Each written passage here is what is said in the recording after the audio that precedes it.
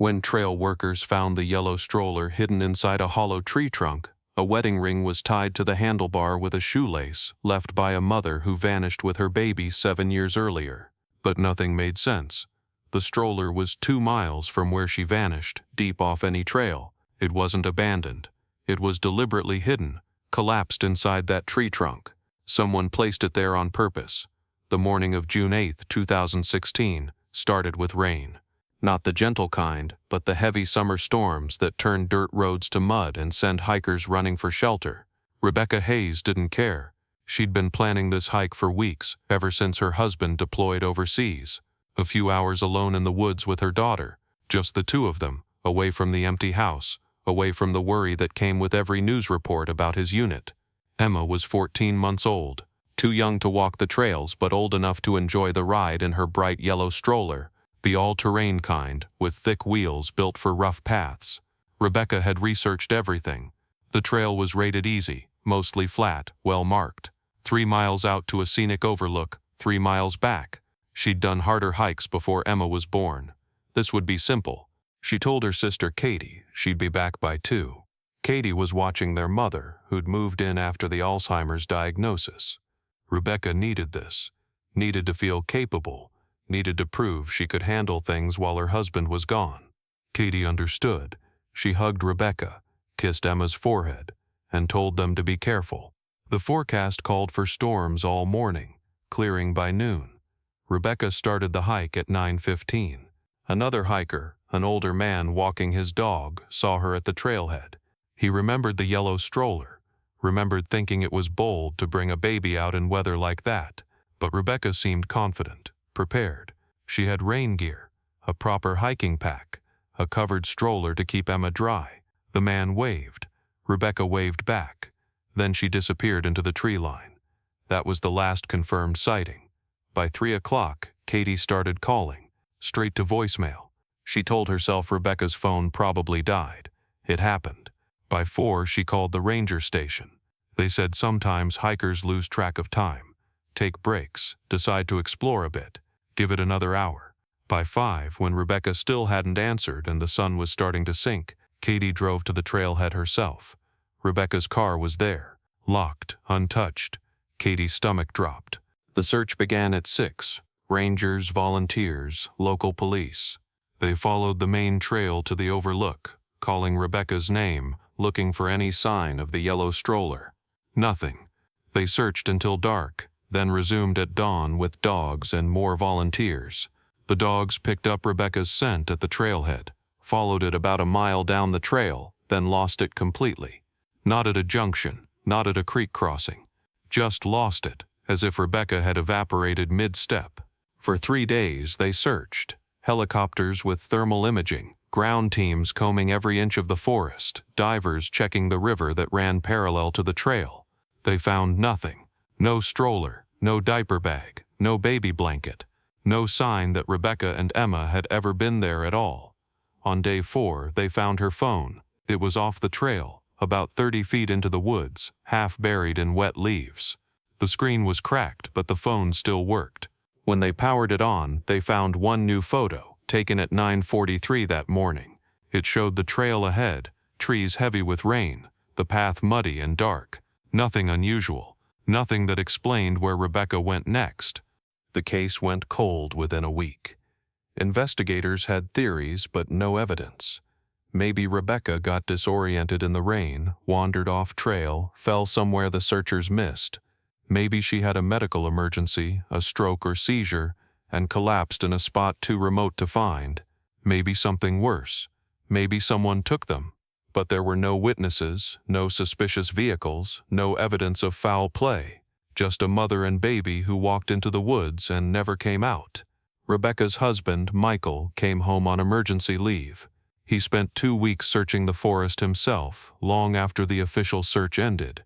Walking the trails, calling their names, refusing to believe they were just gone. Eventually, the military recalled him. He had to go back. He had no choice. But he left part of himself in those woods, in the space between knowing and not knowing, between hope and grief. Katie became the face of the case. She did news interviews, posted on social media, kept Rebecca's face in the public eye.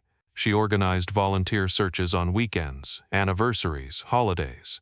Every time they found nothing. The forest kept its secret. Years passed. The case file gathered dust. Leads dried up. People stopped searching. The yellow missing person posters faded in shop windows until store owners quietly took them down. Life moved on. Except for Katie and Michael and Rebecca's mother, who still asked about her daughter even as Alzheimer's erased almost everything else. Then, 7 years later, everything changed. A trail maintenance crew was working in a section of forest 2 miles west of where Rebecca vanished. Not on any official trail. This was backcountry, dense and overgrown, the kind of place hikers don't go because there's nothing to see and everything to trip over. The crew was clearing deadfall, marking hazard trees, doing the unglamorous work that keeps forests safe. One of the workers, a woman named Angela, noticed something odd. A massive oak tree, easily 200 years old, with a hollow trunk. Not unusual. Old trees hollow out all the time, but this one looked different. The opening was partially covered with branches, deliberately arranged, like someone had tried to hide it. Angela called over her supervisor. They pulled away the branches, and there, deep inside the hollow trunk, collapsed and folded, was a yellow stroller. Angela's hands shook as she pulled it out. The fabric was faded, stained with mold and moisture but intact. The frame was still solid, and tied to the handlebar with a white shoelace carefully knotted was a gold wedding ring. They called the sheriff immediately. Within an hour, the forest was swarming with investigators. They photographed everything. The tree, the stroller, the ring, the shoelace. They documented the exact location, measured distances, mapped coordinates, and then they called Katie. She identified the stroller instantly. Same brand, same model, same bright yellow that she'd helped Rebecca pick out. The ring was harder. It looked like Rebecca's, same simple gold band. But Katie needed to be sure. She brought photos, close-ups of Rebecca's hand from family dinners, birthday parties, the day Emma was born. The ring matched, every tiny scratch, every worn spot from years of wear. It was Rebecca's ring, but that raised questions investigators couldn't answer. If this was Rebecca's stroller, if this was her ring, why was it here, 2 miles from where she vanished, deep in the woods, far from any trail? Hidden inside a tree trunk. Not lost, not discarded, hidden. Someone had brought it here. Someone had collapsed the stroller, fit it carefully inside that hollow oak, arranged branches to conceal the opening. Someone had tied Rebecca's wedding ring to the handlebar with a shoelace and left it there to be found. Or not found. The location was so remote, so far off any path, it could have stayed hidden forever. The question was simple and terrible. Who? The FBI reopened the case. They brought in cadaver dogs, ground-penetrating radar, forensic anthropologists. They searched every inch of the area around that oak tree, looking for remains, for evidence, for anything that might explain what happened. They found nothing. No bones, no clothing, no signs of a grave, just the stroller and the ring. They analyzed the shoelace. It was standard cotton, the kind you can buy at any store. No unique markers, no way to trace it. The knot was simple, unremarkable. Anyone could have tied it. The ring itself was clean, no DNA, no fingerprints. 7 years in a damp tree trunk had erased everything. But there was one detail that changed everything. The stroller had been modified. Someone had used a knife to cut away the safety straps, the ones that would have held Emma secure. The cuts were clean, deliberate, done with a sharp blade. And inside the stroller's storage basket, investigators found something that made them rethink the entire case.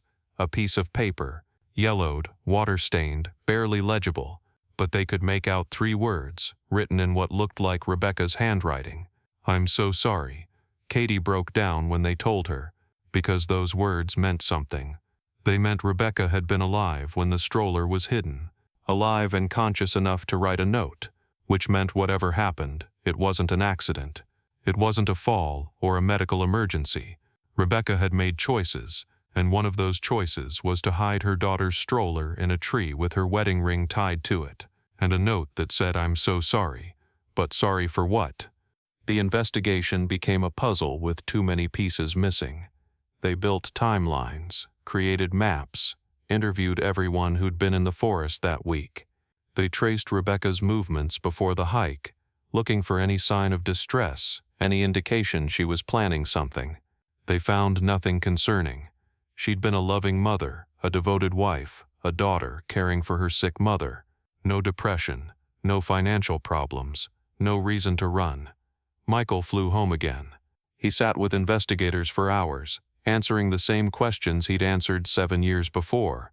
Did Rebecca seem upset? Was she struggling? Could she have hurt Emma? He said no to everything. Rebecca adored their daughter. She was exhausted, yes. Scared about his deployment, yes. But she'd never hurt Emma. So what happened?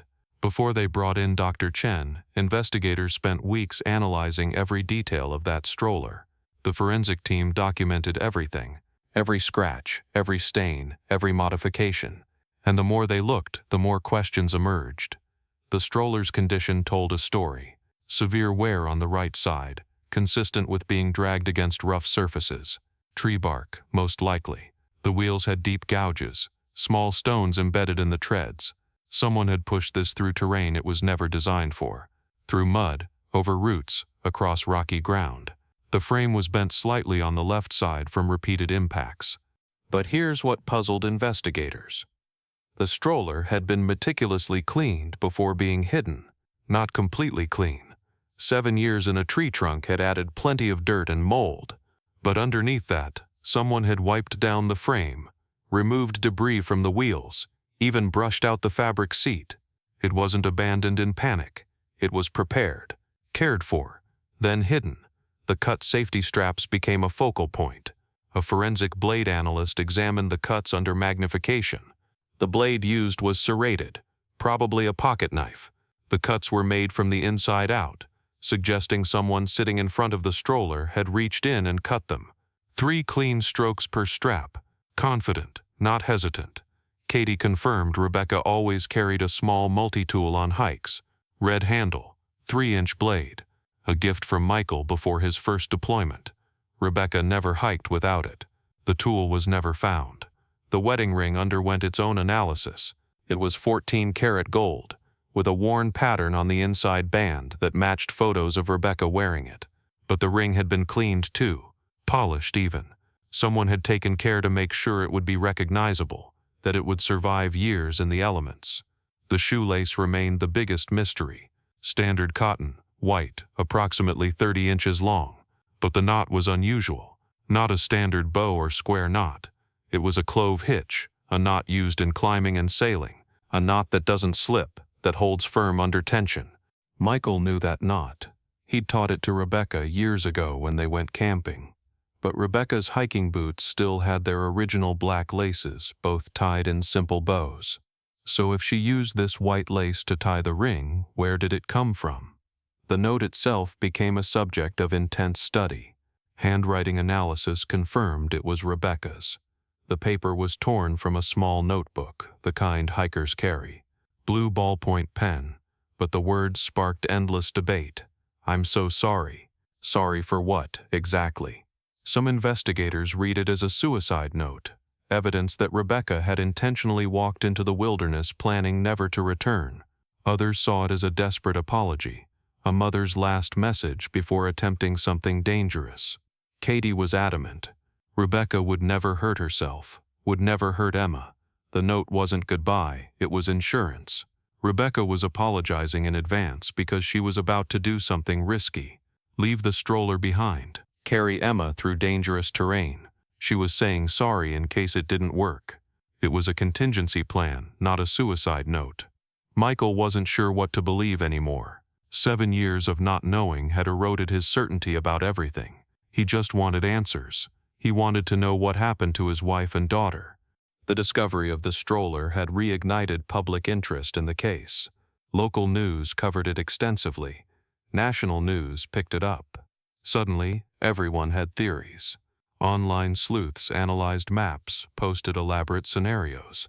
The tips flooded in. Hundreds of them. Most were useless. A few were cruel, people claiming to know what happened, demanding money for information they didn't have. Katie stopped reading the forums, stopped watching the news. The speculation was exhausting. People who'd never met Rebecca, never hiked those trails, claimed to know exactly what happened. Some said Rebecca had run away. Others insisted she'd been murdered, that the stroller was planted evidence. But one tip stood out. An anonymous caller to the sheriff's department claimed to have seen something 7 years ago, the day Rebecca disappeared. The caller said they'd been in the forest that morning, heard a child crying, gone to investigate but lost the sound. They'd reported it at the time, but nothing came of it. The detectives tracked down the call from 2016. It was real. A hiker named David Brennan had called it in on June 9th, the day after Rebecca disappeared. He'd reported hearing a baby crying somewhere off trail, but when rangers investigated, they found nothing. It was logged, noted, then forgotten. David agreed to meet with investigators. He was in his 60s now, retired, haunted by what he'd heard that day. He'd been hiking early, trying to beat the rain. Around 10 in the morning, he'd stopped to rest and heard it. A baby crying, distant, muffled, but unmistakable. He'd tried to follow the sound, but it kept moving. Or maybe he was disoriented. After 20 minutes, he couldn't hear it anymore. Investigators asked David to show them where he'd been. He took them to a spot about 1.5 miles from where the stroller was found. Close enough that if Rebecca and Emma had been moving through that area, David might have heard Emma crying. The timeline fit. Rebecca disappeared the afternoon of June 8th. David heard crying the morning of June 9th, 17 hours later, which meant Rebecca and Emma had survived that first night. They'd been alive, moving through the forest, alive when hundreds of searchers were looking for them. That knowledge hit Katie like a physical blow. They'd been so close. If the searchers had focused on David's tip, if they'd expanded the search area just a little further west, they might have found them in time. But they hadn't, and that was something Katie would have to live with forever. The FBI brought in a wilderness survival expert named Tom Reeves. Tom had 30 years of experience in search and rescue. He studied the evidence, walked the terrain, and built a detailed reconstruction of Rebecca's likely movements. Tom believed Rebecca had made a critical mistake early on. She'd likely tried to shortcut back to the trail, saw what looked like a path through the trees, followed it. But in dense forest, especially in rain, what looks like a path is often just a game trail or a natural clearing. Within minutes, Rebecca could have been completely turned around. Lost people tend to move downhill, Tom explained. It's instinctive, feels safer. Rebecca probably descended without realizing it, getting deeper into the backcountry with every step. The stroller would have made it worse. Pushing it uphill would have been exhausting. Pushing it downhill would have felt easier. So she went down and down and down. By the time she realized she was profoundly lost, she could have been miles from the main trail. And that's when panic sets in. Tom had seen it countless times. People make irrational decisions when they're scared. They abandon gear. They push themselves to exhaustion. They take risks they'd never normally take. Rebecca's decision to hide the stroller made sense in that context. She was exhausted. Emma was crying. The stroller was an impossible burden. So she made a marker, left it somewhere distinctive. The oak tree with the hollow trunk was a landmark, something searchers might notice. Tom called it a smart move. It just didn't work. The media attention brought another unexpected development. A woman named Jennifer Liu came forward. She'd been hiking in the same forest on June 7th, the day before Rebecca disappeared. She'd seen a woman matching Rebecca's description at the trailhead struggling with a stroller. Jennifer had offered to help, but the woman had politely declined. Jennifer said she'd also seen a man at the trailhead that day, older, maybe 60, wearing a green jacket. He'd been watching the parking area, seemed to be waiting for someone. Jennifer hadn't thought much of it at the time, but now she wondered. Could he have been watching Rebecca? The detectives investigated. They pulled trailhead camera footage from June 7th and 8th. Most cameras had been damaged by the storms, but they recovered some images.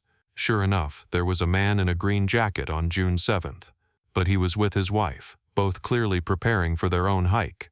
They'd been interviewed during the original search, ruled out completely. Jennifer's memory had conflated details, created a sinister narrative where none existed. It happened constantly. People wanted the case to be a crime, wanted there to be a villain. Because crimes can be solved, criminals can be caught. But an accident, a tragic mistake, there's no justice in that. No one to blame except chance and circumstance and the indifferent wilderness. Katie struggled with that. She wanted someone to be responsible, wanted to be angry at something other than fate. But the evidence didn't support it. Rebecca got lost, made decisions trying to save Emma. Those decisions led them deeper into danger. No crime, no conspiracy, just tragedy. Michael's grief took a different shape. He blamed himself. He'd deployed, left Rebecca alone. She'd been caring for her mother, raising Emma, managing everything solo. The hike was her attempt to prove she could handle it. Michael felt he'd pushed her to that. If he'd been there, if he'd been home, they'd be alive. His therapist told him that survivor's guilt was normal, expected. But knowing something is normal doesn't make it hurt less. Michael carried the weight of what-ifs everywhere. What if he'd called more often? What if he'd convinced Rebecca to wait until he got back? The answer was always the same. It wouldn't have mattered. Rebecca was experienced, prepared, capable. The forest didn't care about capability. The investigative team spent 3 months on the case after the stroller was found. They chased every lead, interviewed every witness, analyzed every piece of evidence, and in the end they arrived at the same conclusion. Rebecca had gotten disoriented, attempted to navigate out, hidden the stroller as a marker, continued with Emma, fell into the ravine, accidental death. But before they closed it officially, they did one more thing. They brought Katie to the oak tree. Let her see where the stroller had been hidden. Katie stood in front of that hollow trunk and cried. Because she could see it now. See Rebecca, desperate and exhausted, collapsing the stroller, fitting it carefully inside, tying her ring to the handlebar, writing that note with shaking hands, leaving a piece of herself behind because she understood this might be the last evidence of where she'd been. And Katie understood the note differently now. I'm so sorry wasn't an apology for dying. It was an apology for living, for fighting so hard that she'd pushed into dangerous territory, for loving Emma so much that she'd carry her through impossible terrain rather than wait for rescue that might never come, for being human and scared and making choices that seemed right in the moment but led to tragedy. Rebecca had nothing to apologize for, but she'd apologized anyway, because that's what mothers do. They take responsibility even when there's nothing they could have done differently. They say sorry even when they're the victims. Katie touched the oak tree's bark. 7 years ago, her sister's hands had touched this same tree, had pressed against it, had maybe rested here for a moment before continuing. The tree didn't remember, but Katie did. The investigation team gave Katie one more piece of information before the case closed. The shoelace. The mysterious white shoelace that didn't match anything Rebecca owned had finally been explained. A forensic botanist had examined fibers caught in the knot, tiny microscopic pieces of plant matter, and those fibers matched a specific species of vine that grew in that exact area of the forest.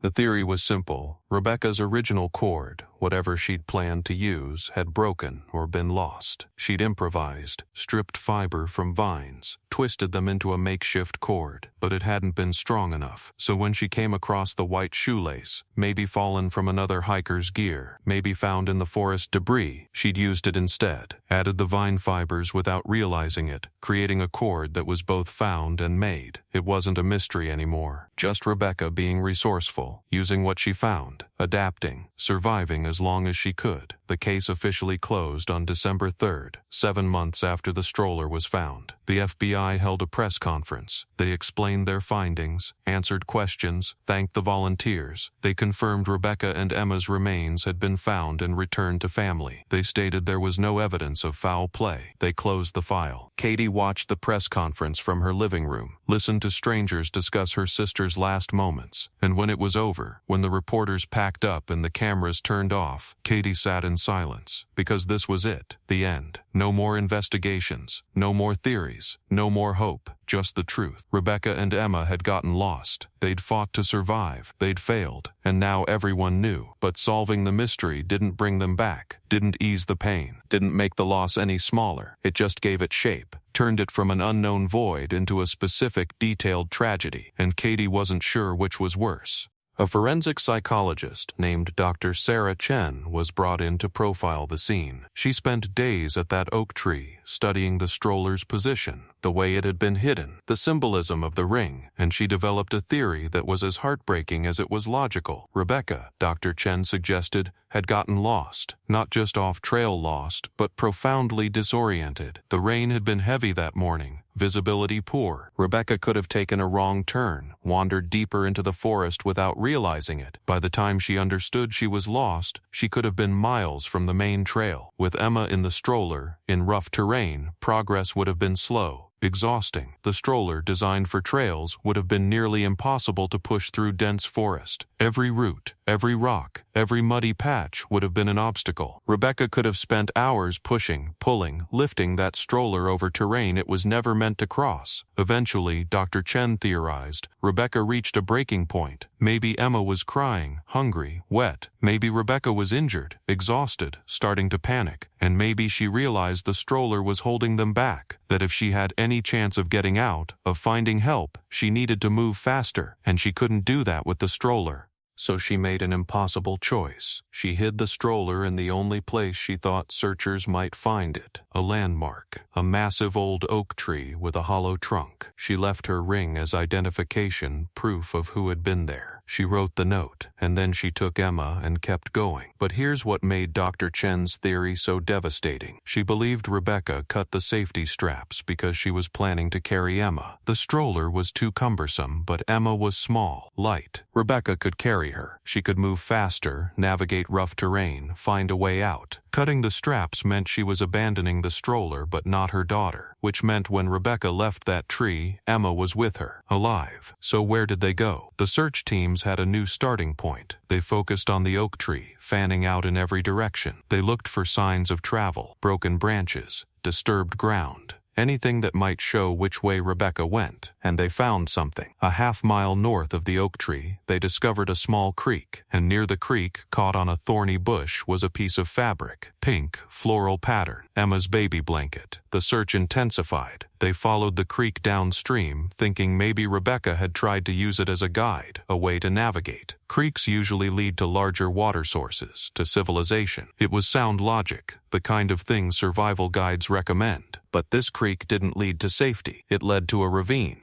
The ravine was steep, rocky, about 30 feet deep with a narrow stream at the bottom, dense vegetation on both sides. The kind of feature that's easy to stumble into if you're not paying attention, if you're exhausted and disoriented and desperate. The kind of place where someone could fall and never be found. The recovery team rappelled down. They searched the ravine floor, the stream banks, every crevice and overhang, and they found her. Rebecca was at the bottom, partially hidden under fallen branches and years of leaf litter. Her body was curled around something, her arms wrapped tight even in death, and when they carefully moved her, they found Emma, still in her mother's arms, still protected, still together. The medical examiner determined they'd died from the fall. Rebecca had multiple fractures, internal injuries. She'd probably died within hours. Emma's injuries were different, less severe. The examiner believed Rebecca had twisted mid-fall, taken the impact herself, tried to shield her daughter even as they dropped. Emma had survived the fall initially, but injured, alone with her dying or dead mother at the bottom of a ravine in the rain. A 14-month-old baby had no chance. Exposure, hypothermia, maybe internal injuries they couldn't survive. Emma had died within a day. They'd been at the bottom of that ravine for 7 years, missed by every search team, every helicopter, every desperate volunteer, because the ravine was off any trail, hidden by thick forest, in a direction no one thought Rebecca would have gone. They'd searched the easier paths, the logical routes, but Rebecca hadn't taken the easy path. She'd fought through brutal terrain, pushing herself beyond exhaustion, carrying her daughter, trying desperately to find a way out, and she'd almost made it. That creek she'd found, the one she'd followed, it did lead to a larger stream, and that stream connected to the river that ran near the main trail. If Rebecca had followed the creek just another mile, if the ravine hadn't been there, if she'd seen it in time, she might have made it. She might have found the river, followed it back to the trail, saved them both. But she didn't, because the forest is full of ifs, and none of them matter when you're already gone. Katie was the one who had to tell Michael. She called him on a Tuesday afternoon, told him they'd been found, told him it was over. Michael didn't speak for a long time. When he finally did, he asked only one question: were they together? Katie said yes. Michael said thank you, and hung up. The funeral was small, family only. Rebecca and Emma were buried together. Same casket, same grave. Michael came home one last time. He stood at the graveside, didn't cry, didn't speak, just stood there until everyone else left. Then he knelt down, placed his hand on the earth, and whispered something no one else heard.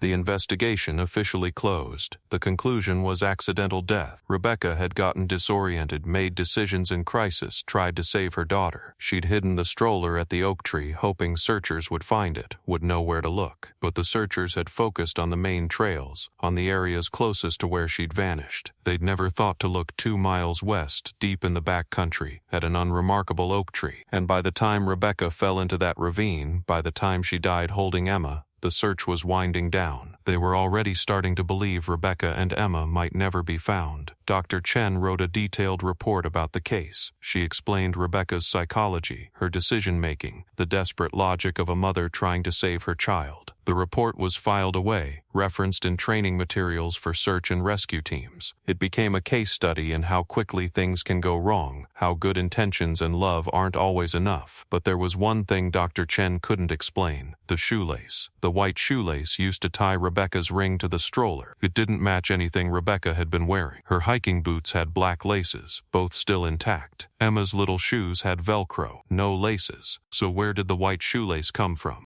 The FBI investigated this detail exhaustively. They theorized Rebecca might have had spare laces in her pack, might have used them for some repair, but her pack was never found. They checked if the shoelace could have come from the forest itself, maybe left by another hiker, but the location was so remote, so unused, it seemed unlikely. In the end, they couldn't explain it. It became one of those small mysteries that exists inside the larger tragedy, a detail that doesn't change the conclusion, but nags at investigators who like their cases neat and complete. Katie thinks about that shoelace sometimes. She wonders if maybe someone else had been there, if maybe someone had found Rebecca, tried to help, failed, and then left. It's possible, theoretically, but there's no evidence. And Katie has learned that sometimes you don't get every answer. Sometimes you have to live with the uncertainty. Michael never came back after the funeral. He finished his service, moved to another state, started over. Katie doesn't blame him. The forest took his wife and daughter. Why would he ever want to see it again? Rebecca's mother passed away 2 years after they found the bodies. The Alzheimer's had progressed to the point where she no longer remembered Rebecca was missing. In a way, Katie thought that was mercy. Her mother never had to know how it ended.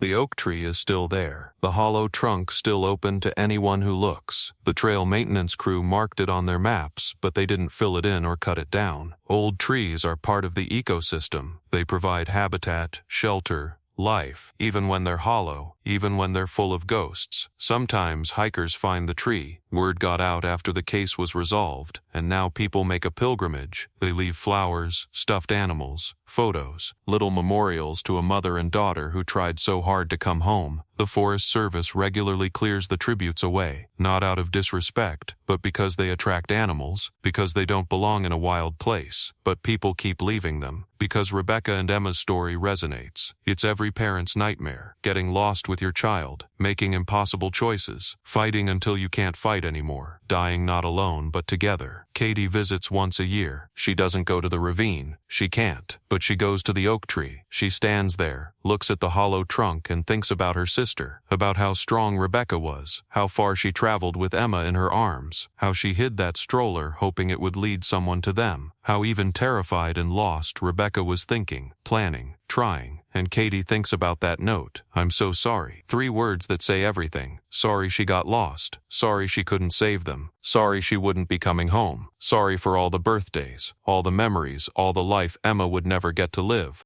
The forest doesn't apologize. It doesn't mourn. Right now, leaves are falling around that oak tree. Seasons turn. Rain falls. Snow covers the ground and melts away. In 100 years, the tree will probably fall, the hollow trunk will rot, and no one will remember why this particular tree mattered. But for now, it stands, a marker, a memorial, a reminder that the wilderness is beautiful and brutal in equal measure, that loving someone isn't always enough to save them, that sometimes you can do everything right and still lose everything. Rebecca Hayes was 31 21 years old when she died. Emma was 14 months. They were missing for 7 years, found together, buried together, remembered together, and somewhere in that forest, probably washed away by now or buried in leaves, is Rebecca's hiking pack. Inside it, if it still exists, there might be granola bars, extra diapers, a first aid kit, all the things a prepared mother brings when she takes her daughter for a hike, all the things she thought would keep them safe. They didn't, because preparation can't account for every variable, can't predict the exact moment when everything goes wrong, can't save you from bad luck or bad weather, or taking one wrong turn that leads to another and another, until you're miles from where you meant to be.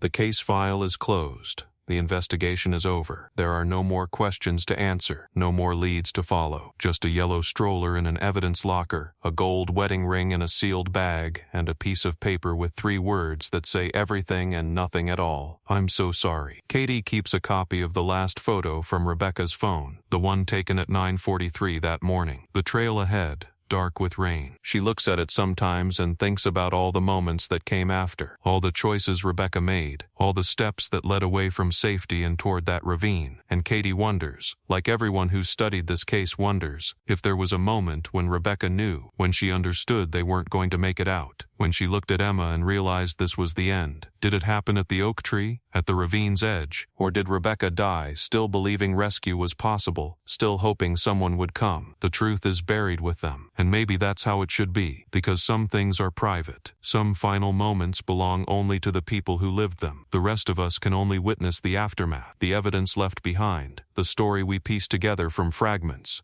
And the story is this. A mother loved her daughter. She tried to save her. She carried her through a forest in the rain, pushed beyond exhaustion, made impossible choices. She hid a stroller in a tree, hoping someone would understand what it meant. She fell into a ravine and used her body to shield her child. She died with Emma in her arms. That's love. That's what it looks like when everything else is stripped away. Not perfect, not enough, but absolute, total. The kind of love that doesn't stop even when stopping would be easier. The kind that holds on even when there's nothing left to hold on to. The oak tree stands. The forest grows. And 2 miles from any trail, in a place most people will never see, there's a ravine where a mother and daughter spent their last moments together. It's overgrown now, hidden by 7 years of vegetation, but it's there. And if you knew where to look, if you had the coordinates and the determination, you could find it. You'd see the rocks at the bottom, worn smooth by water. You'd hear the creek, still flowing after all these years. You'd stand at the edge and look down and understand, finally, how impossible it would have been to see this coming, how easily it could have been avoided, how terribly it ended. And maybe you'd leave something, a flower, a stone, a whispered prayer, not because it changes anything, not because they can hear you, but because bearing witness matters, because remembering matters, because Rebecca Hayes and Emma Hayes existed and loved and tried, and that deserves to be acknowledged, even if it's just by a stranger in the woods. That's all that's left now. Acknowledgement, memory, a yellow stroller in evidence storage, and a ring that will eventually be returned to Michael if he ever wants it, which he probably won't, because what would he do with it? The ring Rebecca wore when she promised to love him forever, the ring she took off and tied to a stroller handle before walking to her death. Some things are too heavy to carry. The forest knows this. It knows about weight, about burdens, about the things people leave behind. It holds them all without judgment. The memorials at the oak tree, the bones at the bottom of the ravine, the thousands of stories that end in places like this. Wild places, beautiful places, deadly places. And somewhere in that forest, maybe pressed flat under years of leaves, maybe already returned to soil, there's a piece of pink floral fabric, Emma's blanket, the last thing she had from home, the last soft familiar thing in a world that had become cold and strange and frightening. Rebecca kept it with her as long as she could, held on to it even as everything else was lost. And when she fell, when the ground disappeared beneath her, and there was only air and terror and the certainty of what was coming, she held on to Emma, made sure that whatever happened next, they'd face it together. That's where the story ends. Not with answers, not with resolution, not with justice or meaning or anything that makes sense, just with a mother and daughter together, in the dark, in the forest, forever. And maybe that's enough. Maybe that's all there is. Love that lasts past the end. Arms that don't let go. 2 people who walked into the woods one rainy morning and never came out, but never separated either. The forest keeps their secret now, and the oak tree stands guard, and the yellow stroller, hidden for 7 years, found by chance, tells a story without words, a story about getting lost, about fighting to survive, about the terrible moment when you realize fighting isn't enough, about the choice to hide evidence of your journey, hoping someone will find it and understand, about dying with someone you love more than your own life. That's the story of Rebecca and Emma Hayes, and it's finished now. No more questions, no more searching, just two names on a shared gravestone, a case file in an archive, and a tree in the forest where, for a moment, a mother thought she'd found a way to save her daughter. She hadn't, but she tried. God, how she tried. And in the end, maybe that's all anyone can do. Try, fight, hold on, hope that it's enough. And when it's not, when the ground opens up beneath you and there's no more time left, make sure the person you love knows they're not alone. Rebecca made sure, and Emma knew, and that has to matter. That has to mean something, even if the only witness is an oak tree, and the only record is a stroller and a ring, and 3 words on a piece of paper. I'm so sorry. We know, Rebecca. We know. Thank you for watching. If you were in Rebecca's place, what would you have done? I'd truly like to hear your thoughts. Please share them in the comments, and also let me know where you first heard about this story. If this story moved you, please like the video and subscribe to the channel so I can keep bringing you more. Many more stories are waiting. With my warmest regards. See you next time.